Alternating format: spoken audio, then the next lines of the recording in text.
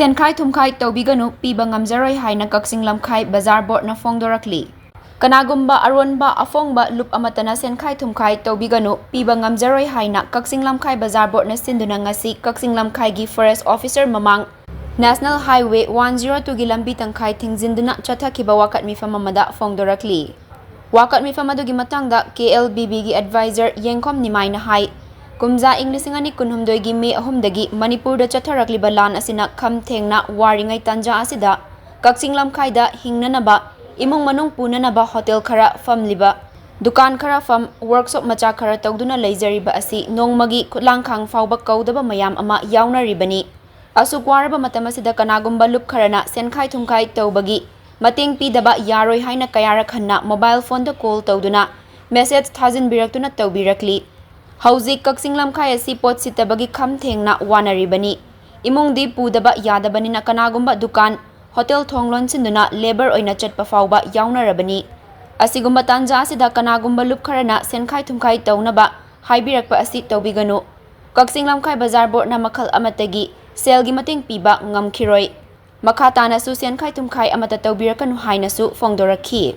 Kakching Lamkhai area gi dukan sing thong londuna chatharakiba wakat mifam aduda tatana demand tawduna aikhoibu awaba pibiganu imong manunggi pukchak puna bahonariba aikhoida Shenkhai-thumkhai Toubiganu wana business macha tawjaduna hingna bahonariba aikhoida puba thangba ngamloidaba selgi demand Toubiganu hingna bagidamak dukan hotel macha famjabani no force no guns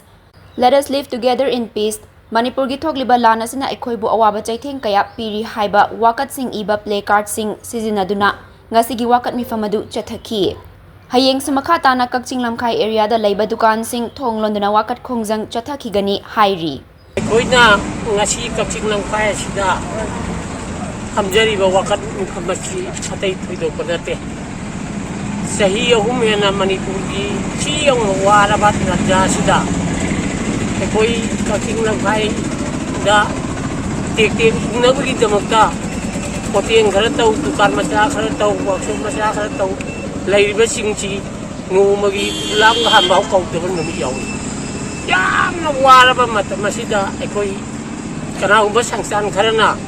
koi masida ka Shenkhai-thumkhai kari pau ki ha laitana koi telephone da whatsapp da kaida koi yap thajin bire masi hauji ki Manipur gi oriba phibam adagi hauji Lamkhai tangai phadabagi tawbani pot amatta sit panate hauji sen thungi phibam si yam wari kana makharadi ngamdadna thong lunsi laga level oina chatpa si yawre koi ji adu si yang waraba tanja sida koi Shenkhai na naba khona naba haidna sangsan kharna tawbira pase Kakching Lamkhai Bazar board na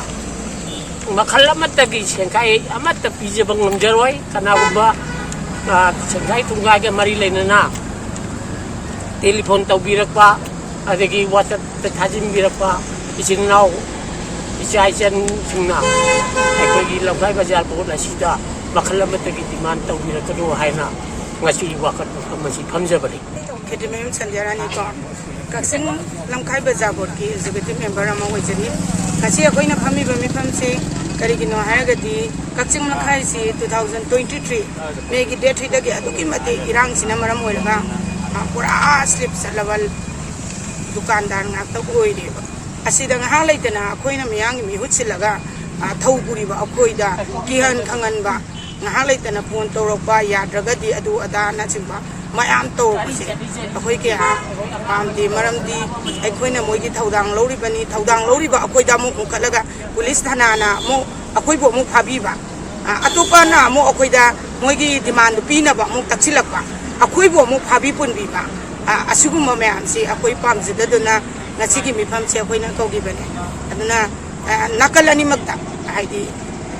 loop amabu oiro akoi seni mating piba ngamiroi paramdi praja singche haidi hingbagi lambi sida aduki matik wari asimai se hajage